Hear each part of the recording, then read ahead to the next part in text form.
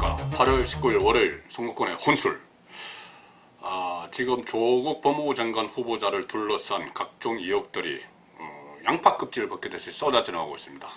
오늘 제가 그것을 좀 간단하게 혼란한 이 의혹들을 현행 실정법에 맞춰서 현행 법률, 그러니까 법무부 장관이 되려는 후보자가 어떤 법률을 위반한 그 의혹들이 있는지 그것을 실정법에 맞춰서 좀 술술 간단하게 풀어볼 텐데요.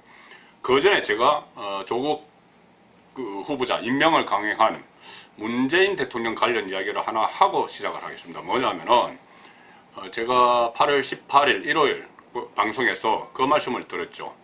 문재인 대통령이 8월 15일 날 경축사를 하고 나서 강복절 경축사를 하고 나서 바로 그 양산으로 떠나면서 금요일 연가 휴가를 냈고 토요일 1월까지 3박 4일 사실상 몰래 휴가를 보냈다.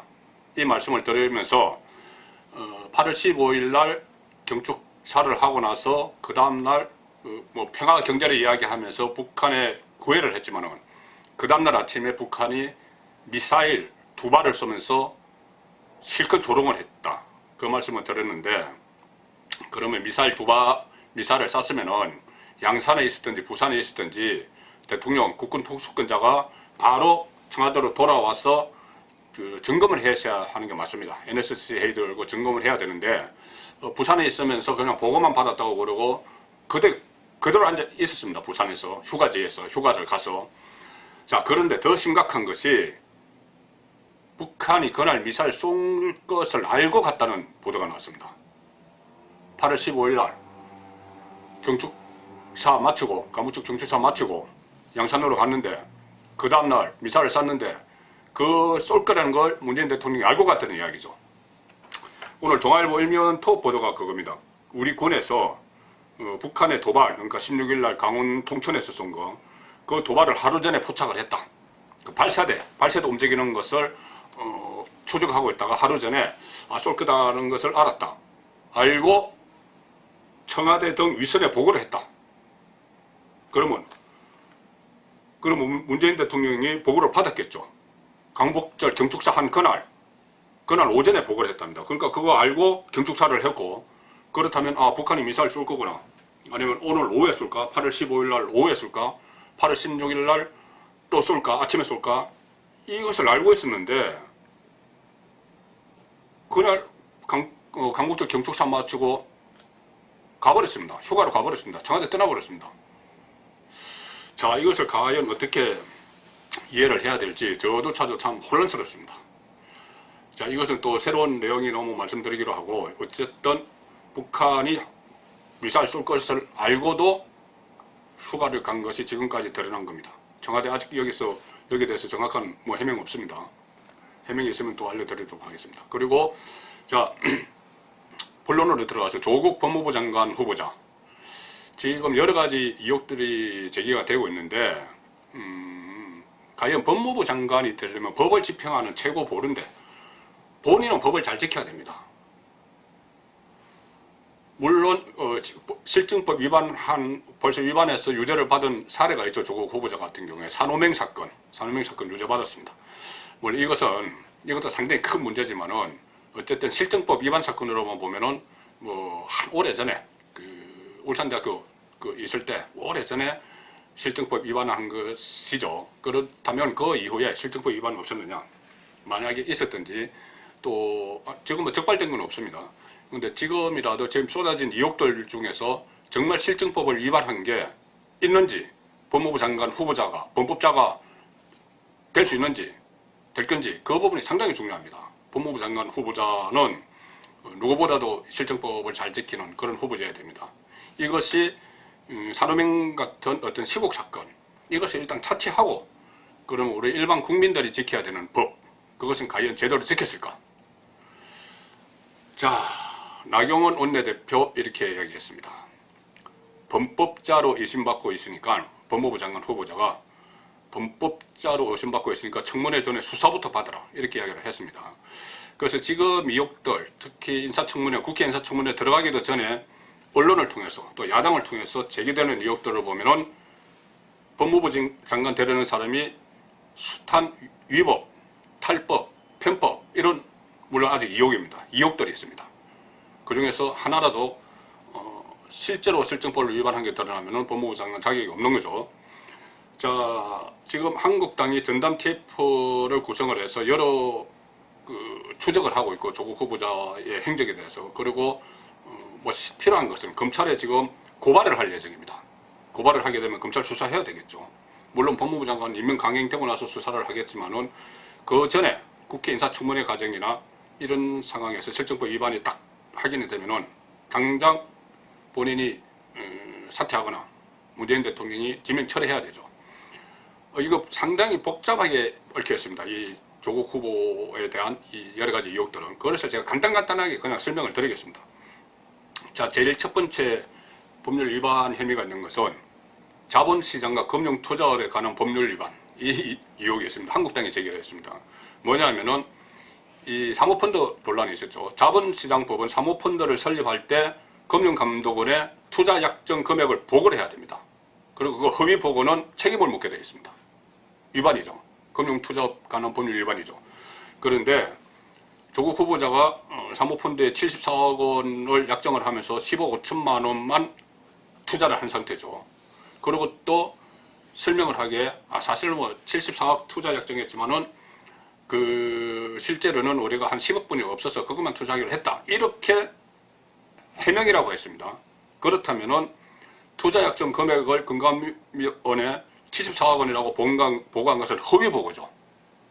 허위 보고가 되는 겁니다. 실제로는 15억 5천만 원 하기로 해놓고 74억 약정 해서 금감원에 보고를 했으면 허위 보고가 되는 거죠. 그럼 두 번째, 이 경우에 투자 약정 금액을 실제로는 15억 5천만 원 하면서 투자 약정 금액을 부풀려서 우리가 이렇게 많은 약정을 받았어 하고 그 투자 펀드에서 다른 투자자를 유인을 했으면 사기죄에 해당된다는 게 법률가들의 의견입니다. 실제로는 투자하지도 않은데 약정만 가지고 우리 이만큼 많이 규모가 이러니까는 투자해 이렇게 했으면 사기죄가 된다는 거죠. 세 번째, 부동산 실명법 위반입니다. 지금 서초구 아파트를 가지고 있죠, 조국 후보자가. 그런데 지금까지 쭉 제기된 의혹들을 종합하면은 남동생의 이혼한 전 부인, 그러니까는 전 재수, 옛 재수가 소유하고 있는 해운대 아파트, 그리고 빌라도 조국 후보자 가족이 실소유주다. 이런 의혹이 제기되어 있습니다. 만약 그렇다면은 차명 보유죠. 이것은 부동산 실명법 위반이 됩니다. 네 번째, 상속세법 위반. 이 혐의가 있습니다. 의혹이 있는 거죠. 자, 10억 5천만 원을 사모펀드에 투자를 해서 했는데 이 사모펀드의 실소유주가 조국 후보의 친척이다. 이런 보도가 나왔습니다. 조모 씨. 자, 만약에 이것이 사실이라면 이것은 가족 펀드가 되는 것인데, 일종의 가족 펀드죠. 가족들끼리 해서 이 펀드를 운용을 하는 것인데, 이 펀드에 조국 후보자 부인뿐이 아니고 아들과 딸도 같이 가입되어 있습니다. 이것을 전문가들은 이렇게 해석을 합니다. 이 펀드가 상속을 이제 아들, 딸에게 하는데 거기에 편법적으로 활용이 될 수가 있다. 이 분석을 합니다. 전문가들의 이야기입니다. 그러니까 이 수익성 높은 곳에 투자해서 많은 이 수익을 얻은 그 지분은 아들, 딸이 지금 들어갔으니까는 아들, 딸이 가져가도록 하고, 그 다음에 일종의 뭐 적자가 나는 이런 부분은 부모가 가져가고, 이렇게 되면은 결국은 편법으로 상속세를 탈루하는 그런 결과를 가지고 올 수 있다. 그래서 상속세법 위반이 될 수도 있다. 물론 의혹입니다. 계속 제가 의혹이라고 말씀드리죠. 자, 그런 의혹이 있고, 그 다음에 뭐 또 많습니다. 그 다음에 정여세 탈루 의혹도 있죠. 그러니까 조국 전 수석의 동생의 전 부인이 오늘입니다. 오늘 월요일 날 호소문을 냈습니다. 호소문을 내서 나는 억울하다. 왜 조국을 검증하는데 왜 내 이름까지 들먹이느냐 했는데 결국은 그것이 모든 게 연결되어 있기 때문이죠. 그런데 이 호소문을 내면서 마지막 부분이 뭐라고 그러냐면은 조국 후보자 부인이 소유한 해운대 아파트 전세금 2억 7천만 원을 나에게 줘서 내가 해운대 빌라를 구입했다. 그리고 이것은 이혼을 했기 때문에 우리 아들에게 양육비 명목으로 준 것이다. 일단은 그 양육비를 왜 동서, 윗동서가 주는지 모르겠습니다. 그리고 만약에 그렇다고 하더라도 2억 7천만 원을 줬으면은 아무 관계가 없는 사이니까는 부모 사이도 아니고 부모 사이도 그렇습니다. 이것은 2억 7천만 원을 줬으면은 정여세를 냈어야죠. 근데 지금 정여세 냈다는 말이 없습니다. 정여를 했으면 정여세 내야 되는데. 그리고 만약에 차명이면 부동산 실명법 위반이 되고 정여를 했으면 정여세가 안 냈으면은 정여세 탈루가 되는 거죠. 자, 이제 이런 부분들이 여러 가지 의혹들이고, 또 특히 만약에 이 의혹들이 몇 가지 중에서 사실이라면 또 하나 범법 혐의가 있습니다. 공직자 재산 등록, 재산 허위 신고죠. 예를 들어서 차명 해운대 빌라나 아파트가 차명으로 가지고 있었다면, 차명이라면은 그것은 본인이 그 조국 후보자가 신고한 재산 50매도 이 안에는 그게 포함이 안 됐죠. 그러면은 재산 허위 신고가 됩니다. 자, 이런 부분들이 지금 계속 밝혀질 텐데, 문제는 그 청문회 하루 동안 청문회 하죠. 청문회 해서 그날 뭐 지나버리면 또 끝이다 이런 이야기가 나오는데, 여기서 이것을 정말 제도의 허점 이런 것을 뚫고 문제점이 있다면 밝혀야 될 것이 가장 중요하죠. 국민정서법입니다. 국민들의 여론이 움직여야죠. 자, 그러니까 일단은 이런 게 있습니다. 뭐 제가 말씀드린 이런 현재 그 일반 국민들 사이에서 또 벌어질 수 있는 뭐 일부분 벌어질 수 있는 그런 그 실정법 위반도 있지만은, 전체적인 거는 조국 후보자가 산호명에 가입하면서 자본주의를 철저하게 부정을 하고 사회주의를 신봉하고, 그렇게 하면서 뭐 대기업 비판하고 자본 비판하고 했는데, 본인은 실제로 뭐 강남 좌파, 거기다가 또 가장 자본주의적인 그런 방식으로 재선 정책을 했습니다. 가령 그 1998년도에 외환위기 때, IMF 때, 그때 이 매물들을 속출했죠. 그 은행 금리가 높기 때문에 부동산 매물을 속출했습니다. 그때 조국 서울대 교수가 경매로 나온 아파트를, 강남 아파트를 낙찰을 받았습니다. 시세 감정가의 35% 낮은 수준, 낮은 금액으로 받았죠. 그러니까 이 전문가들은 그렇게 이야기합니다. 그때만 해도 이 어떤 경매에 의한 재테크, 이거는 생각지도 못할 때다. 그거는 아주 전문가들, 공부한 사람들만 한다.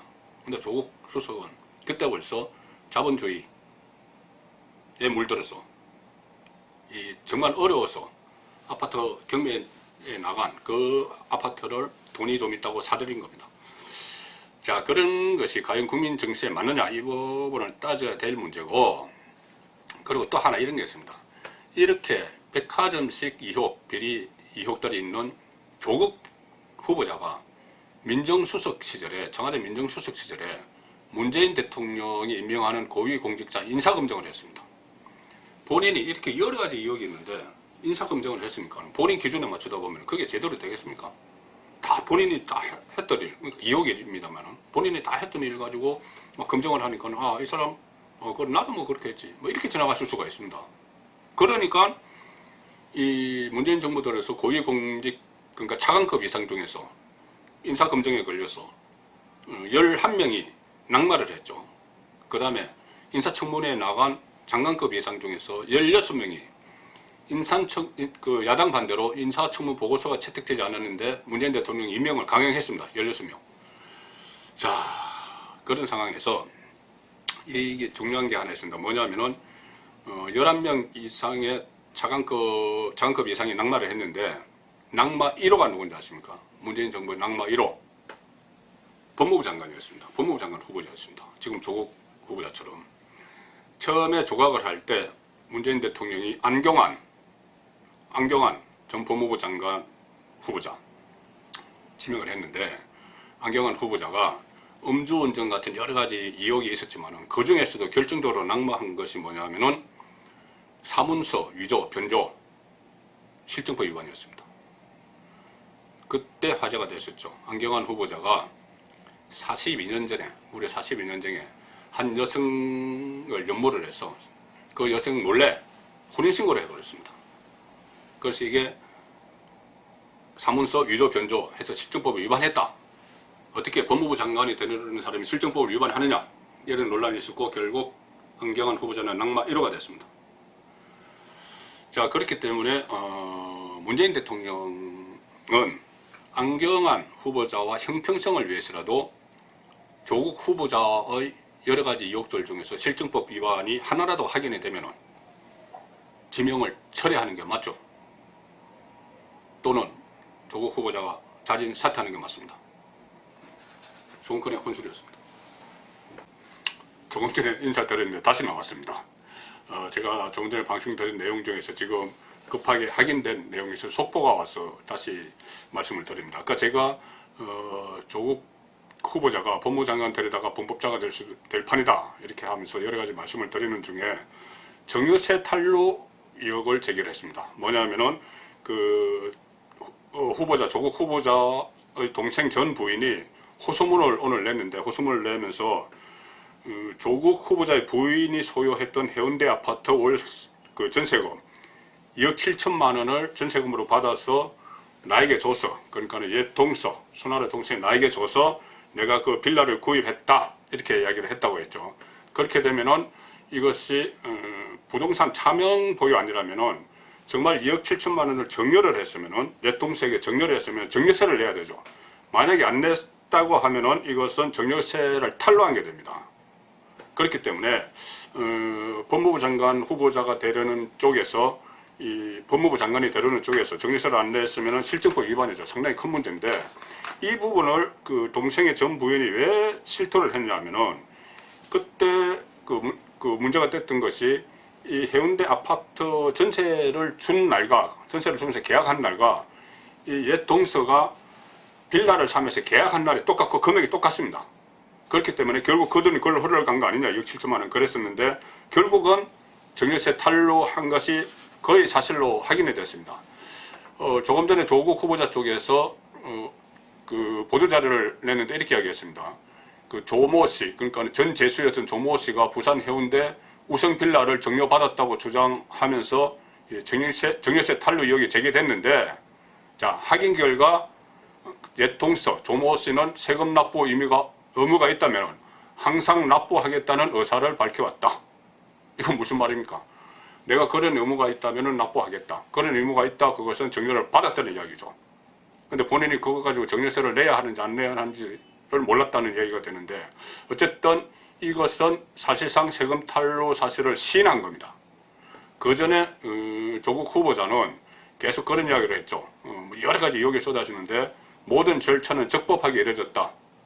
이렇게 불법 의혹을 다 일축을 했습니다. 그런데 사실 이번 이 예통세의 말로 인해서 불법 탈루 사실을 인정한 것이죠.